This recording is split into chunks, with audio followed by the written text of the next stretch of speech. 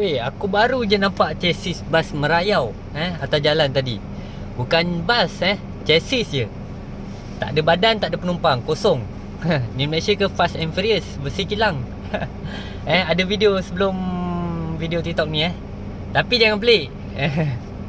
Sebenarnya memang dibenarkan chassis ni biasanya dihantar dari kilang enjin ke kilang pembuatan badan. Contoh dari Scania ke Gemilang Coach. Contoh. So diorang ni guna trade plate. Trade plate nombor pendaftaran sementara.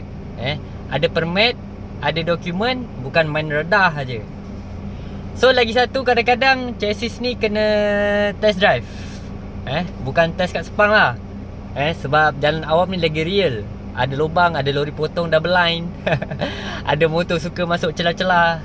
So next time kalau nampak chassis bas melintas, jangan takut. Dia bukan lari dari kilang, dia tengah kerja tapi belum pakai baju. Right, Assalamualaikum dan Waalaikumsalam pada siapa yang memberi salam.